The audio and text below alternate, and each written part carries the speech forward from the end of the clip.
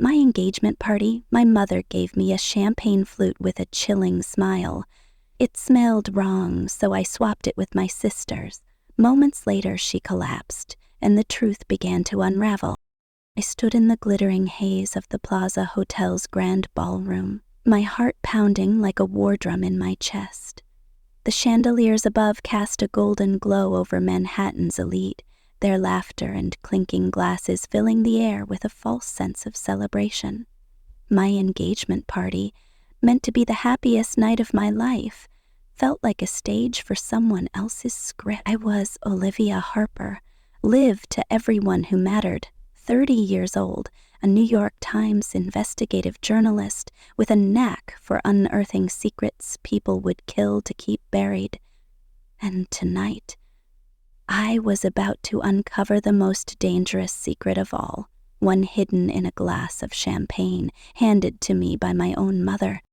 The room was a sea of tailored suits and designer gowns, the kind of crowd that thrived on power and appearances.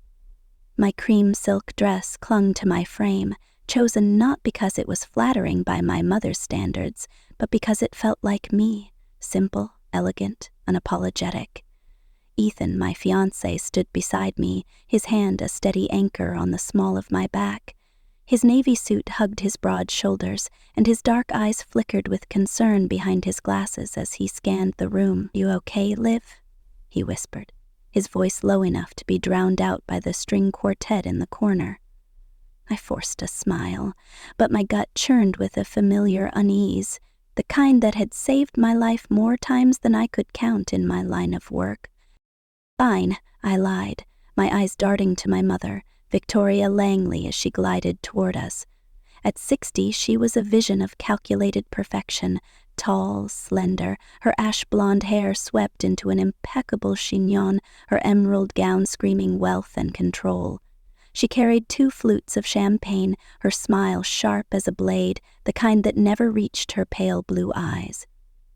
"Olivia, darling," she said, her voice dripping with the polished charm she'd perfected over decades of ruling Manhattan's social scene. "A toast to you and Ethan."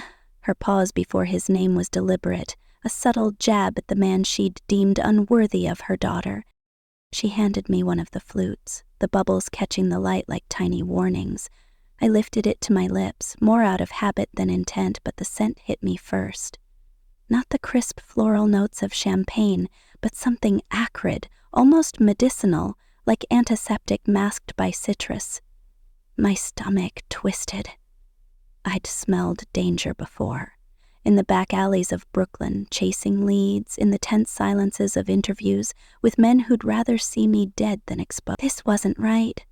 My mother's eyes locked on mine, expectant, almost hungry, as if she were waiting for something to happen.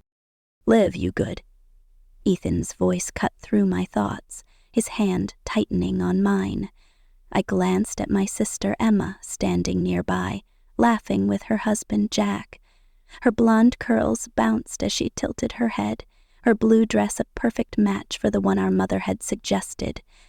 Emma, the golden child, always Victoria's pride and joy, held her own flute, oblivious to the storm brewing in my chest. In a split-second decision, born of instinct honed by years of dodging threats, I swapped our glasses. Emma didn't notice, too caught up in Jack's story about their latest Hamptons getaway. I raised her champagne to my lips, the clean scent confirming my suspicion. Whatever was in my original glass was meant for me. "To new beginnings," Victoria said, raising her flute, her voice carrying over the crowd. The room echoed her toast, glasses clinking like a chorus of approval. I sipped the safe champagne, my eyes never leaving my mother's. Emma drank from the tainted glass, her smile faltering mid-sip. For a moment, everything seemed fine. The music played on, the guests mingled, and I tried to convince myself I'd imagined it. But then Emma stumbled, her hand clutching Jack's arm, her face paling beneath her flawless makeup. "Emma," I said, stepping toward her, my voice barely audible over the crowd's chatter. She blinked, her eyes unfocused, and then her knees buckled. Jack caught her just before she hit the floor, her glass shattering on the marble. Gasps rippled through the room, the music screeching to a halt. "Emma?" I shouted, shoving past a cluster of stunned socialites. Her breathing was shallow, her skin clammy, a thin sheen of sweat glistening on her forehead. Jack's face was a mask of panic as he cradled her. "Call 911, I barked, my journalist's instincts kicking in, scanning the room for answers. Victoria appeared beside us, her face a perfect imitation of maternal concern. "Oh my God, what's happening?" she cried, her hands fluttering dramatically. But I saw it, the flicker in her eyes, the slight curl of her lips, like a predator who'd missed her mark. My heart pounded as I knelt beside Emma, her pulse weak under my fingers. This wasn't an accident. This was deliberate, and the only person who'd handed her that drink was our mother. The ambulance's siren wailed through Manhattan's streets, a piercing reminder of how quickly my life had unraveled. I sat in the back, holding Emma's hand as the paramedics worked, their faces grim under the fluorescent lights. Ethan followed in his car, his texts lighting up my phone. "I'm right behind you, stay strong." Jack sat across from me, his jaw clenched, his eyes darting between Emma and the medical equipment. Victoria had insisted on riding with us, her presence a suffocating weight in the cramped space. "She'll be fine," she said, her voice too calm, too controlled. I wanted to scream, to demand answers, but I bit my tongue, knowing this wasn't the place. The hospital was a blur of white coats and antiseptic smells. Emma was whisked away to the ICU, leaving us in a stark waiting room that felt like a cage. Victoria sat primly, her hands folded in her lap, while Jack paced like a trapped animal. I stood by the window, staring at the city lights, my mind racing. That champagne wasn't meant for Emma. It was meant for me. The realization hit like a freight train, and with it came a flood of memories. Years of Victoria's control, her criticism, her relentless need to shape me into someone I wasn't. Growing up in our Upper East Side penthouse, I'd lived under Victoria's iron rule. Every detail of my life was curated. The private tutors, the designer clothes, the appropriate friends from families with the right last names. My father, Richard, was a hedge fund titan, his name synonymous with wealth, but he was a ghost in our home, always at the office or on a private jet to Dubai.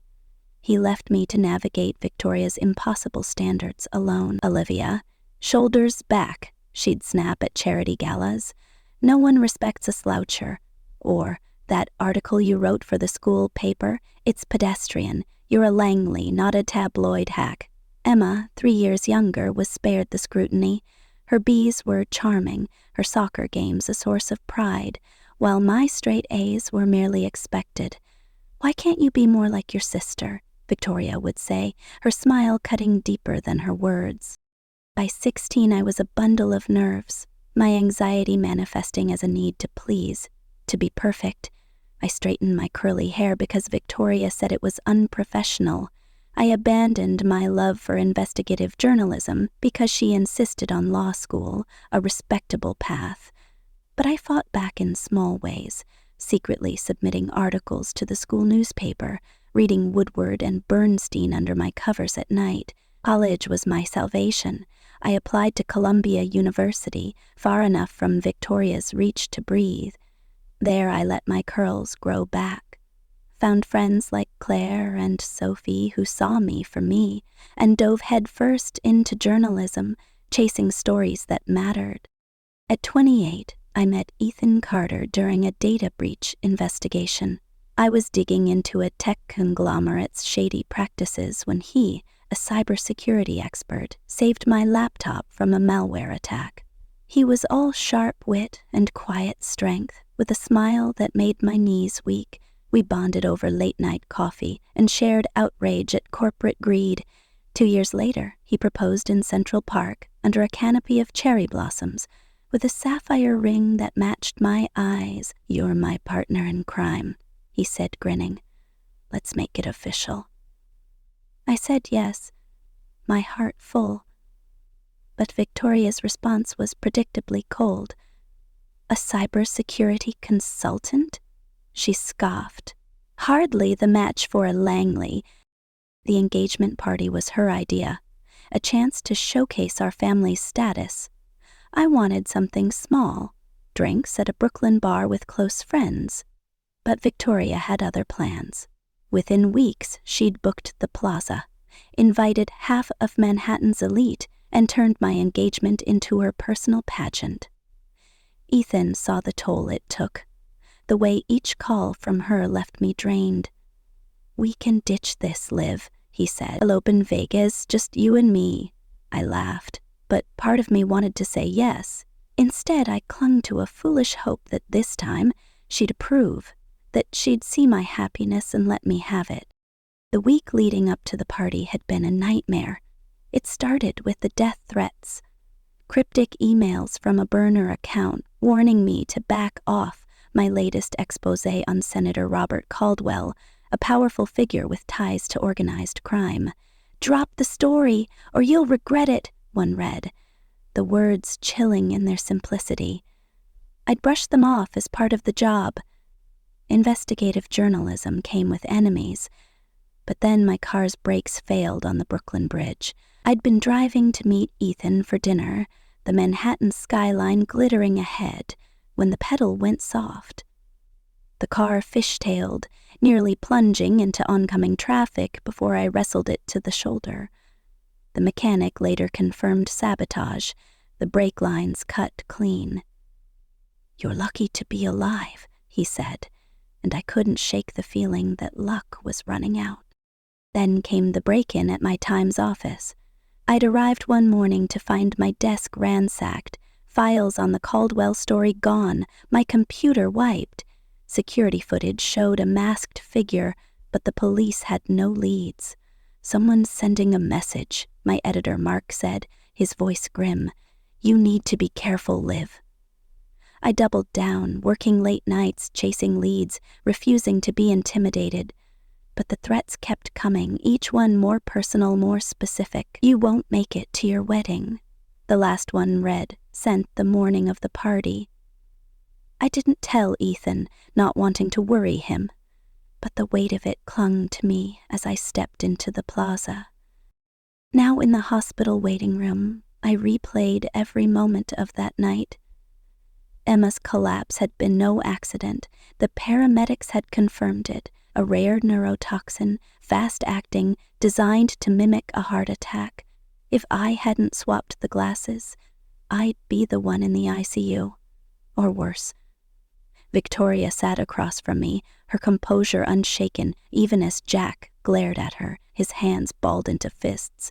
Richard arrived, his face ashen, muttering apologies for being late. "Traffic," he said, but I knew he'd been avoiding this as long as possible.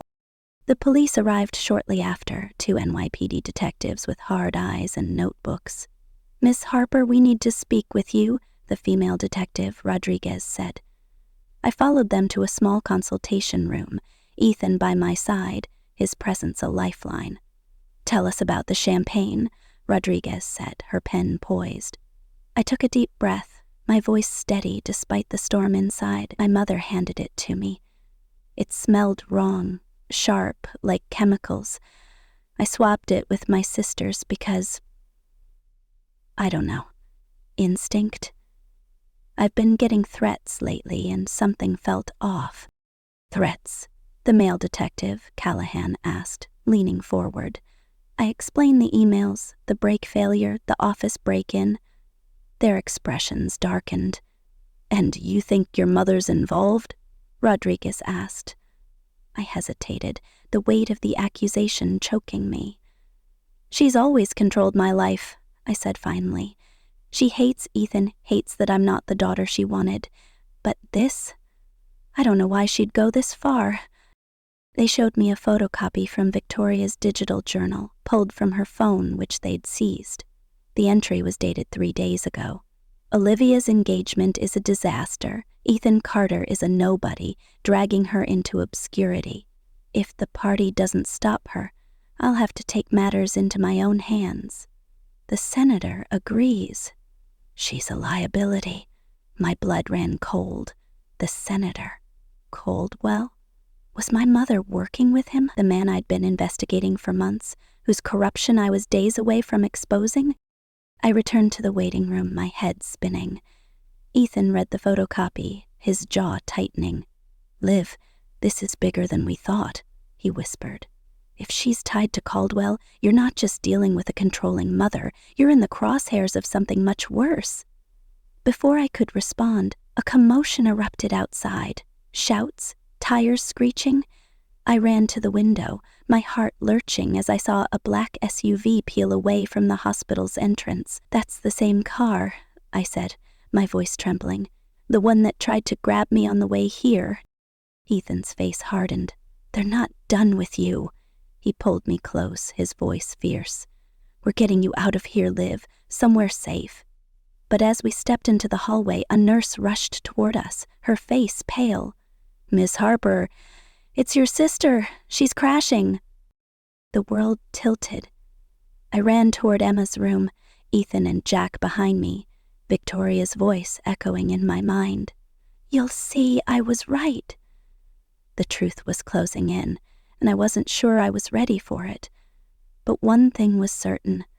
I'd trusted my instincts once tonight, and they'd saved my life. Now, I had to trust them again to save my sister, and myself, from the woman who was supposed to love us most.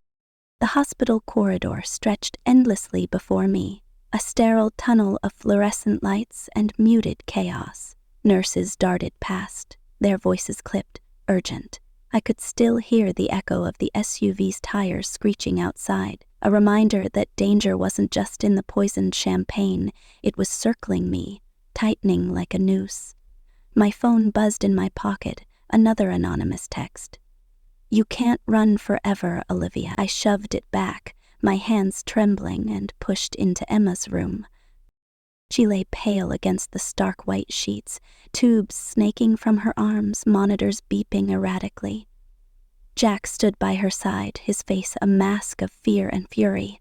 "What the hell is happening, Liv?" he demanded, his voice cracking. "She was stable 10 minutes ago." The doctor, a wiry man with tired eyes, was adjusting her IV, his movements precise but hurried. "We're stabilizing her," he said, not looking up. "The toxin's effects are unpredictable. We've identified it. Tetrodotoxin, rare, deadly in high doses. She's lucky it wasn't the full amount." Lucky. The word felt like a slap. Emma wasn't lucky. She was a victim of my decision, my instinct to swap the glasses. Guilt clawed at me, but I pushed it down, focusing on the doctor's words. "Will she make it?" I asked, my voice barely above a whisper. He hesitated, and that pause was a knife to my chest. "We're doing everything we can." Victoria stood in the corner, her arms crossed, her face a study in calculated distress. "This is a tragedy," she said, her voice soft but theatrical, like she was performing for an invisible audience. I wanted to scream, to shake her until she admitted what she'd done, but I couldn't, not yet, not with Emma fighting for her life. Ethan's hand found mine, his grip steady, grounding. "We need to talk to the police again," he whispered. "They need to know about the SUV." I nodded, but my eyes were locked on Victoria. She was watching me, her gaze sharp, predatory, like a hawk sizing up its prey. I'd spent my life under that stare, shrinking to fit her expectations, but not anymore. Something in me had snapped tonight, the final thread of hope that she could love me as I was. She wasn't just controlling, she was dangerous. And if she was working with Senator Caldwell, the man whose empire I was dismantling, then this wasn't just personal. It was a conspiracy, and I was the target. The detectives returned, their faces grim. "Miss Harper, we need you to come with us," Callahan said, his tone leaving no room for argument. "We've got new information." I followed them to a quiet corner of the hospital, Ethan by my side, his presence a shield against the storm. Rodriguez held up a small evidence bag, inside it a vial labeled with a chemical formula I didn't recognize. "Found this in your mother's purse," she said. "It matches the toxin in your sister's system.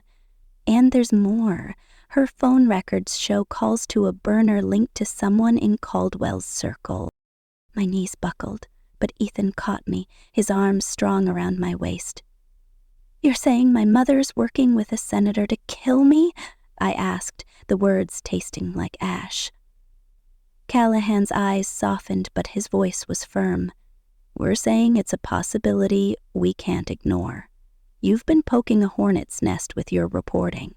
People like Caldwell don't take kindly to exposure." I thought of the threats, the brake failure, the ransacked office. Pieces of a puzzle I hadn't wanted to see were falling into place. "What about the SUV?" I asked, my voice steadier now, "the one that tried to grab me tonight." Rodriguez frowned. "We're pulling traffic cam footage, but it's a start. You need protection, Olivia. This isn't just about your mother anymore." Protection. The word felt foreign, like something for other people, not me. I'd spent my career chasing danger, not running from it. But this was different.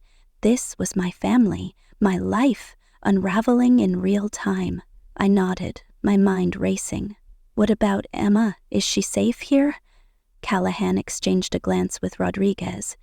"We've got an officer posted outside her room, but we need you to be honest, Olivia. Any reason your mother would target you specifically?" I swallowed hard, the weight of my childhood pressing down. "She's always hated that I wouldn't bend to her will," I said. "I chose journalism over law, Ethan over her approved suitors. She thinks I'm ruining the family name, but this? Poisoning me? It's beyond anything I imagined." Ethan's grip tightened, his voice low. "She's not just controlling, Liv. She's unhinged. And if she's tied to Caldwell, she's got resources we can't underestimate." The detectives left us with a promise to keep us updated, but their words felt hollow. Back in the waiting room, Richard was pacing, his tailored suit rumpled, his face etched with guilt. "Liv, I didn't know," he said, his voice breaking. "I knew she was intense, but this—" He trailed off, unable to meet my eyes. I wanted to believe him, but years of his absence made trust hard to come by. Victoria approached, her heels clicking on the linoleum, her expression a mix of defiance and desperation. "Olivia, this is absurd," she said, her voice low but sharp. "You're blowing this out of proportion. Emma's fine, just a little sick. You're making me the villain when I've only ever wanted what's best for you."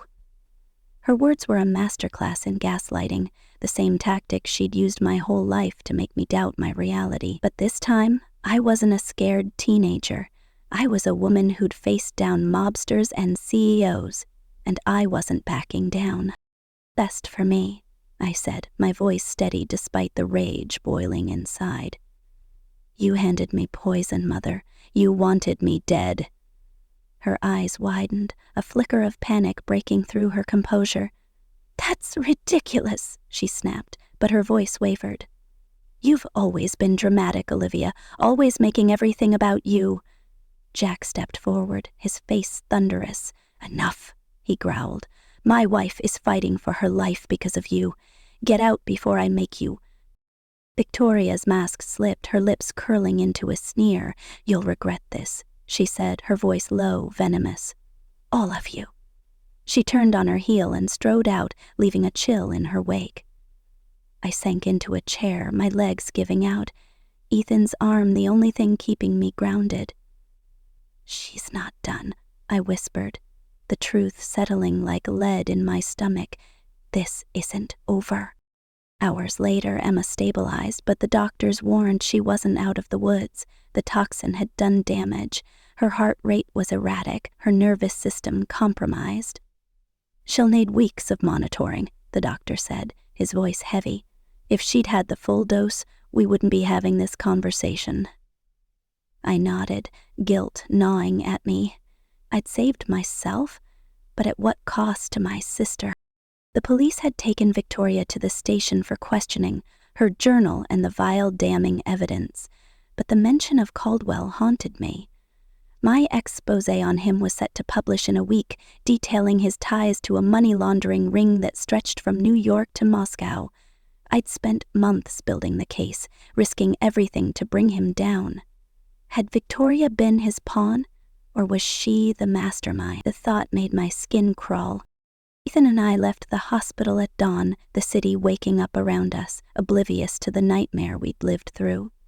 We checked into a hotel under assumed names, the police's warning about protection ringing in my ears. "We need to dig deeper," Ethan said, his laptop already open, his fingers flying across the keys. "If Caldwell's involved, there's a digital trail. I'll find it."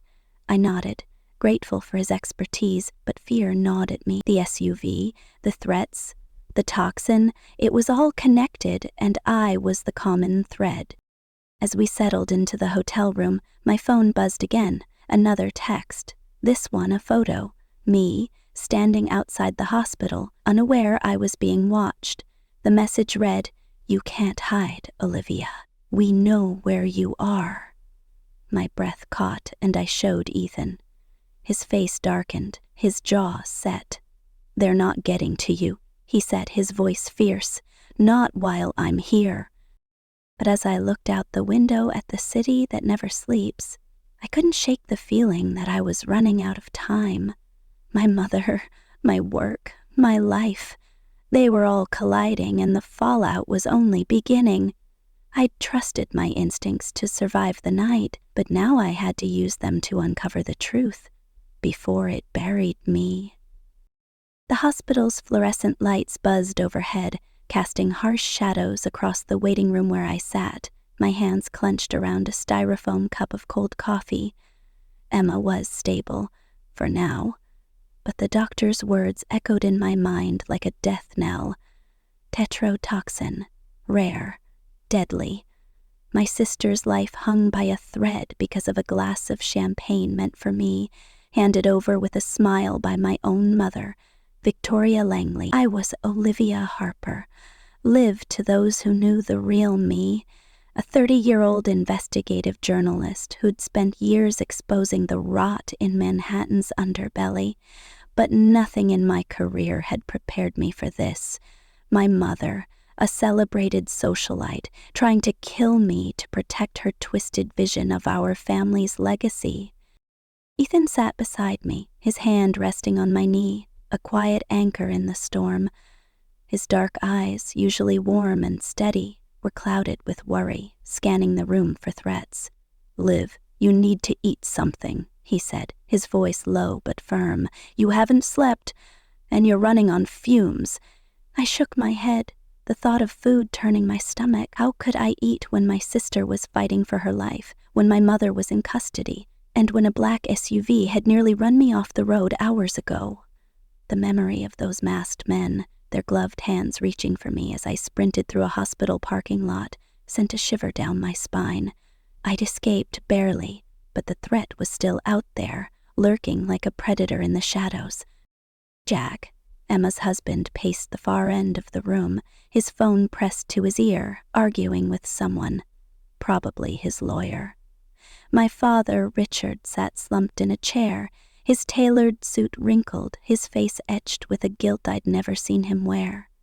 He'd always been a ghost in our family, hiding behind his hedge fund empire while Victoria ruled our Upper East Side penthouse with an iron fist. Now he looked broken, his silence louder than any apology. I wanted to scream at him, to demand why he'd let her control us for so long, but the words stuck in my throat. There were bigger questions to answer, like why Victoria's journal mentioned Senator Robert Caldwell, the man whose corruption I was days away from exposing in the New York Times.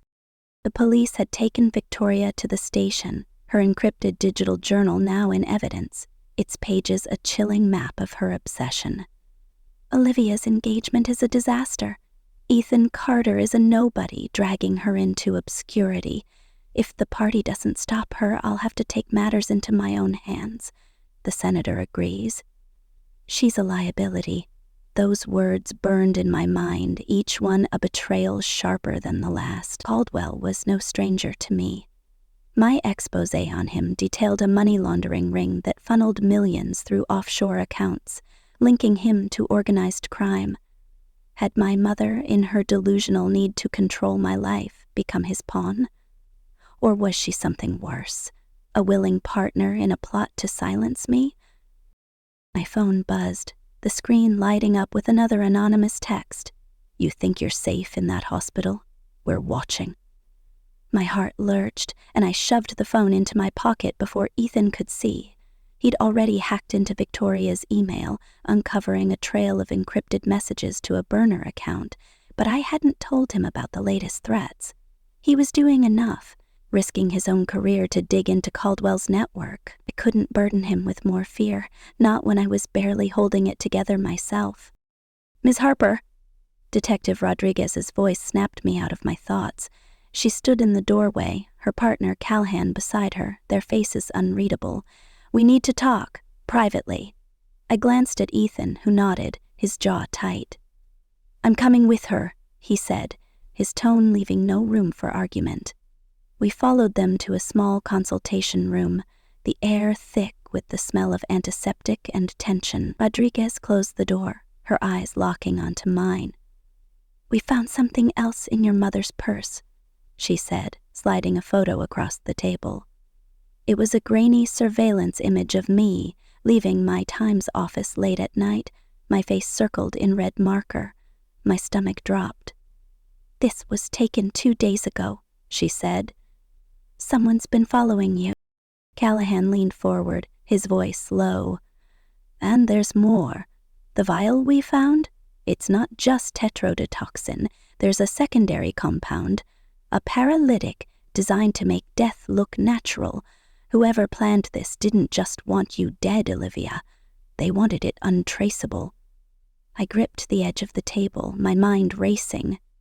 "Caldwell," I said, the name a curse on my lips. "He's behind this, isn't he?" Rodriguez hesitated, then nodded. "We're looking into it. Your mother's phone records show calls to a number tied to one of his aides, but we need more evidence to move on him. He's got powerful friends." Ethan's hand found mine under the table, his grip fierce. "What about protection?" he asked. "She's not safe here." Callahan's eyes softened, but his words were blunt. "We've got an officer outside your sister's room, and we're arranging a safe house for you. But Olivia, you need to understand, you've stirred up a hornet's nest. Caldwell's reach goes deep. If he's involved, this isn't just about your mother." The words hit like a punch. My work had always come with risks, angry sources, legal threats, the occasional tale, but this was different. This was personal, a betrayal woven into the fabric of my family. I nodded, my throat tight. "What about Emma? Is she safe?" Rodriguez's face was grim. "We're monitoring her closely, but we need you to be honest, Olivia. Any other threats you haven't told us about?" I hesitated, the latest text burning a hole in my pocket. "Just keep digging," I said finally. "I'll tell you if anything else comes up." Back in the waiting room, the air felt heavier, the silence between us charged with unspoken accusations. Jack had stopped pacing, his eyes fixed on me. "Liv, what the hell's going on?" he demanded. "Emma's in there because of you, isn't she? You swapped the drinks." His words cut deep, the truth of them twisting like a knife. I opened my mouth to respond, but Richard spoke first, his voice raw. "This isn't Liv's fault, Jack. It's mine. I let Victoria. I let her get this far." He ran a hand through his thinning hair, his eyes haunted.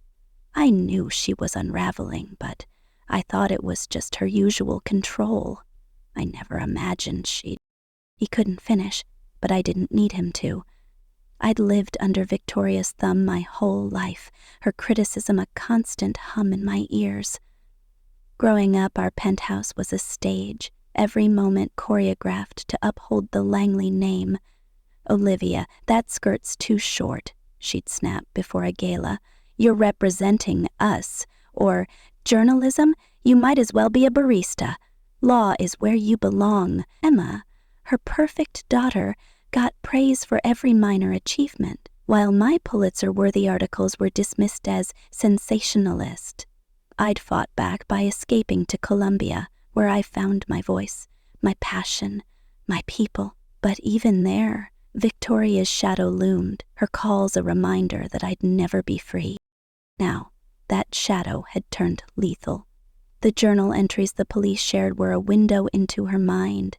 Olivia's defiance is ruining us. Ethan's influence is poison. The senator understands. She can't be allowed to destroy everything I've built. The mention of Caldwell was a gut punch. My exposé, set to publish in days, wasn't just a story. It was a war, and my mother had chosen a side.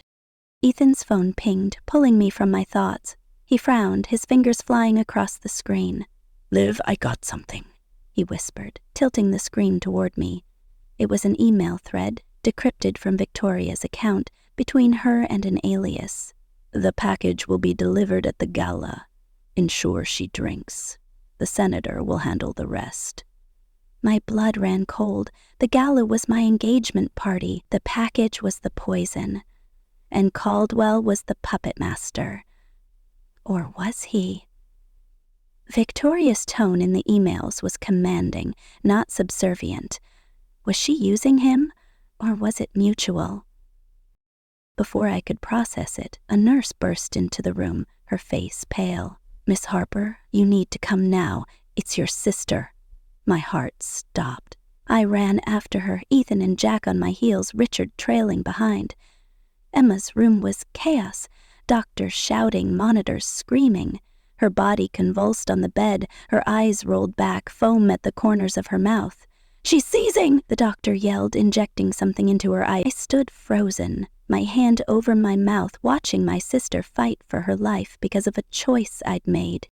Jax grabbed my arm, his grip bruising. "What did you do, Liv?" he shouted, tears streaming down his face. "Why is this happening?" I pulled away, my own tears burning. "I didn't know," I choked out. "I thought I was protecting myself." Ethan stepped between us, his voice calm but firm. "This isn't on Liv, it's on Victoria, and whoever she's working with." The doctor turned to us, his face grim. "He's stabilizing. But we found another toxin in her system. A slow-release agent. Someone tampered with her IV. The room spun. Someone had gotten to Emma here, in the hospital, past the police guard.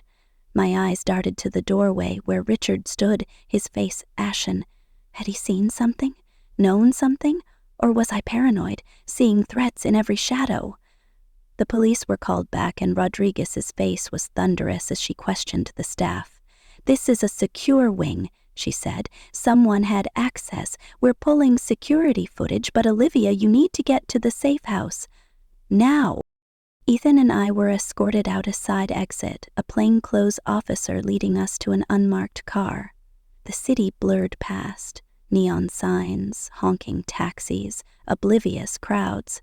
My phone buzzed again, and I couldn't ignore it this time. The message was a video, grainy footage of me in the hospital hallway talking to Ethan, unaware of the camera.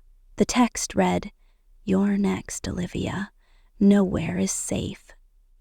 I showed Ethan, my hands shaking. His face darkened, but his voice was steady. "We're gonna end this. Liv, I'm digging into Caldwell's network tonight. If he's behind this, I'll find the proof." The safe house was a nondescript apartment in Queens, its windows covered with blackout curtains. The officer left us with strict instructions. No calls, no internet, stay inside. But Ethan was already setting up his laptop, his fingers a blur as he hacked into encrypted servers. "Caldwell's aide, Michael Voss, is the key," he said. "He's been funneling money to shell companies. I'm tracing the burner number from your mother's calls." I watched him work, marveling at his focus. But fear gnawed at me. What if we were too late? What if the next attack wasn't a warning? A knock at the door made me jump. Ethan grabbed a kitchen knife, motioning for me to stay back. "Who is it?" he called. No answer. He crept to the door, peering through the peephole, then relaxed slightly. "It's Claire," he said. opening the door to my best friend from Colombia. Claire's face was pale, her auburn hair disheveled. "Liv, thank God," she said, pulling me into a hug. "I heard about Emma. I had to see you." I hugged her back, grateful for a familiar face, but something in her eyes, too wide, too nervous, set off alarms. "How did you find us?" I asked, stepping back. She hesitated just a fraction too long. I called your editor. He said you were in hiding." My blood ran cold. Mark didn't know where we were. No one did except the police. Ethan caught my eye, his hand tightening on the knife. "Claire, why are you really here?" he asked, his voice low. Before she could answer, the window behind us shattered, glass sprang like shrapnel. A canister hit the floor, hissing, filling the room with choking gas. I grabbed Ethan's hand, coughing, my eyes burning. "Run!" he shouted, pulling me toward the door. We stumbled into the hallway, Claire behind us, her screams piercing the haze. Outside, the night was alive with chaos. Sirens, shouting, the screech of tires. A black SUV idled at the curb, the same one from the hospital. 2 men in ski masks leapt out, guns drawn. Ethan shoved me behind a dumpster, his body shielding mine. "Stay down," he whispered, his voice fierce. Bullets pinged off the metal and I bit back a scream. Claire was gone, vanished in the chaos, and I didn't know if she'd betrayed us or been caught in the crossfire. The police arrived, their lights cutting through the smoke. The SUV peeled away, leaving us gasping in the alley. Rodriguez appeared, her face furious. "You're okay," she said, helping us up, "but this is escalating. We need to move you again." As we were hustled into another car, my mind raced. Claire's sudden appearance, the gas attack, the SUV. It was all connected, but how? Was she working with them, or was she another victim, like Emma? And what did Victoria know that she wasn't telling the police? At the new safe house, a cramped motel room in Brooklyn, Ethan and I sat in silence, the weight of the night pressing down. "I don't know who to trust anymore," I said, my voice breaking. He pulled me close, his arms a fortress. "You trust me," he said, "and I trust you. We're going to figure this out, Liv. Together."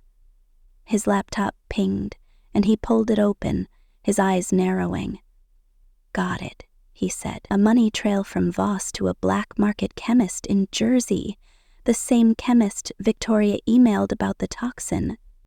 My heart raced, hope and fear colliding. This was it.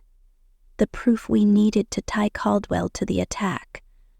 But as I looked at Ethan, his face lit by the screen's glow, I saw something else. A photo, downloaded from the chemist's server, of me and Emma at the engagement party, our faces marked with X's. Below it, a single line. "Both daughters. No loose ends." My breath caught, and Ethan's hand found mine. "They're not getting you," he said, his voice a vow. "Not now. Not ever." But as the night stretched on, the motel's thin walls closing in, I couldn't shake the feeling that we were running out of time. Victoria was in custody, but her reach was long, her allies ruthless, and somewhere out there Caldwell was watching, waiting for his next move. I'd spent my life chasing the truth, but now it was chasing me. And it wasn't letting go. The next morning I woke to Ethan's voice, urgent and low. "Liv, you need to see this." He showed me his laptop where a live feed from a local news channel played. My face was plastered across the screen, a headline screaming, "Journalist expose linked to mother's arrest in poisoning scandal." The anchor's voice was breathless. "Olivia Harper, known for her investigative work, is at the center of a shocking family drama." My stomach dropped. The media storm had begun, and with it a flood of online hate, tweets and posts accusing me of framing Victoria, of fabricating the story for fame. "Turn it off," I said, my voice hollow. Ethan hesitated, then closed the laptop. They don't know the truth, Liv. But we do, and we're going to prove it. I nodded, but the weight of the world's judgment pressed down. My phone buzzed, a new email from an unknown address. You can't hide the truth forever. Drop the story or Emma won't be the only one in a hospital bed. Attached was a photo of Emma in her ICU bed, taken hours ago, her face pale, her eyes closed. Someone had been in her room. Someone was still watching. I showed Ethan, my hands shaking. His face hardened, and he grabbed his phone, dialing Rodriguez. We've got a problem, he said. As he spoke, I paced the room, my mind racing. The missing toxicology reports, the tampered IV, the photo. It all pointed to a mole, someone inside the hospital or the police. But who? And why was Emma still a target? The journal had mentioned no loose ends. But what did that mean? Was there a family secret Victoria was protecting? Something Richard hadn't told me? When Rodriguez arrived, her face was grim. We've got a lead on the chemist, she said. He's in custody, but he's not talking. And the toxicology reports? They're gone. Someone with access wiped them from the system. I felt the walls closing in. What about Emma? I asked. Is she safe? Rodriguez hesitated, and that pause was a dagger. We're moving her to a secure facility, but Olivia, you need to stay out of sight. Caldwell's people are everywhere. Ethan's phone pinged again, and he swore under his breath. Liv, it's Claire, he said, showing me a text. I'm sorry, I didn't know. Meet me at the pier, midnight. I can explain. My heart raced. Claire, my best friend, who'd shown up at the safe house right before the attack. Was she a traitor or a victim? It's a trap, Ethan said, his voice firm. We're not going. But I shook my head, resolve hardening. I have to know, I said. If she's involved, I need to hear it from her. Against Ethan's protests. We planned the meet, coordinating with Rodriguez for backup. The pier at midnight was a risky choice. Isolated, dark, perfect for an ambush. But I was done running. I'd spent my life dodging Victoria's control, and now I was dodging bullets. It was time to face the truth, no matter how ugly. The pier was shrouded in fog, the Hudson River lapping against the docks, the city skyline a distant glow. Ethan stood beside me, his hand on the small of my back, a gun tucked into his waistband, a precaution he'd insisted on. Rodriguez and her team were hidden nearby, their presence a small comfort. Claire appeared, her figure emerging from the mist, her face pale and drawn. Liv, she whispered, her voice trembling. I didn't know. They threatened my family, said they'd kill my brother if I didn't help. Who's they? I demanded, my voice sharp. She opened her mouth, but before she could answer, headlights cut through the fog. The black SUV roared toward us, tires screeching. Ethan yanked me behind a crate, his gun drawn. Shots rang out, and I heard Rodriguez shout, her team returning fire. Claire screamed, diving for cover, but a bullet grazed her arm, blood blooming on her sleeve. I grabbed her, pulling her down, my heart pounding. Stay with me, I yelled, as the world erupted into chaos. The gunfire stopped as quickly as it started, the SUV speeding away. Rodriguez's team secured the area, but Claire was shaking, tears streaming down her face.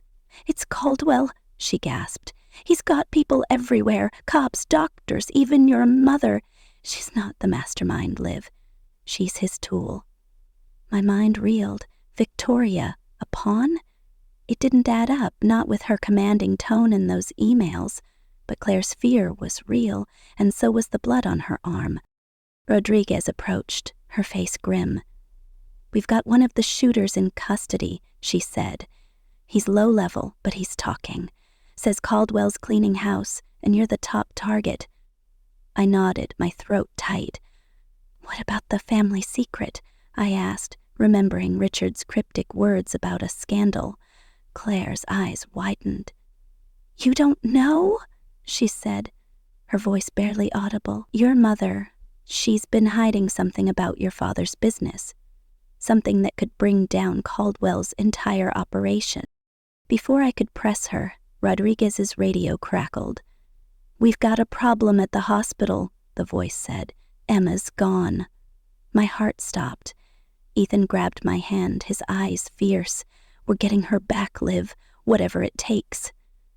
As we raced to the car, Claire's words echoed in my mind. A family secret, a senator's empire, a mother's betrayal. The picture was darker than I'd ever imagined. Back at the hospital, the secure wing was a crime scene.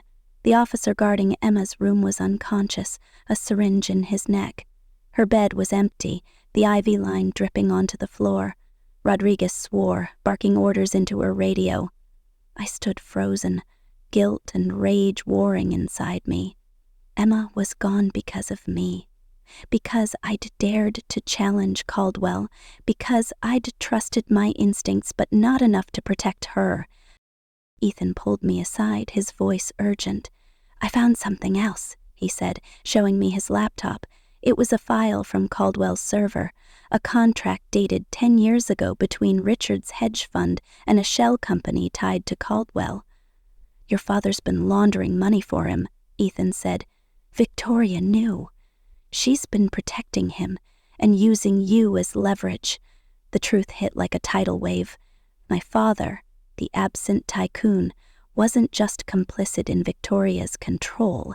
He was complicit in a criminal empire, and my mother had tried to kill me to keep it hidden. As the police searched for Emma, I made a decision. "I'm publishing the exposé," I told Ethan, my voice steady despite the fear. "Caldwell, my mother, my father, they're all going down." He nodded, pride and worry in his eyes. "I'm with you, Liv. Always." We worked through the night, drafting the article, weaving together the money trail, the poison, the threats. By dawn, it was done, sent to my editor with a single note. "Publish now." The article hit the Times website at 8 a.m., and the world exploded. My phone buzzed with notifications, support from readers, threats from Caldwell's allies, calls from reporters wanting my story. But one call stood out. Rodriguez, her voice urgent. "We found Emma," she said. "She's alive, but you need to get here now." We raced to a warehouse in Red Hook where police had stormed a hideout. Emma was there, shaken but unharmed, rescued from a makeshift cell. She ran to me, tears streaming down her face. "Liv, I'm sorry," she sobbed. "I doubted you. I didn't know." I held her tight, relief flooding me.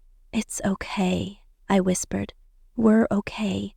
But as we embraced, Rodriguez pulled me aside.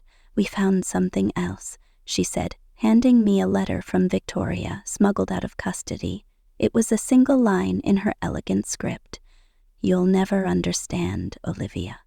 But I did this for us." I stared at it, my heart pounding. What was she hiding? What secret was worth killing for? As we left the warehouse, Emma safe, the article live, and Caldwell's empire crumbling, I felt a strange mix of triumph and dread. The truth was out, but the cost was high. My family was fractured, my life in danger, and mysteries remained. Claire's role, the family secret, Victoria's true motives. But for the first time, I felt free. I'd trusted my instincts, faced the darkness, and come out stronger. Ethan took my hand, his smile a beacon in the chaos. "You did it, Liv," he said. "You're unstoppable." I smiled back, but my eyes were on the horizon.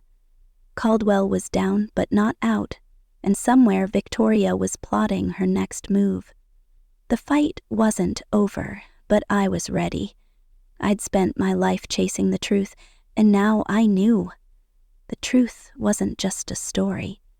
It was my survival.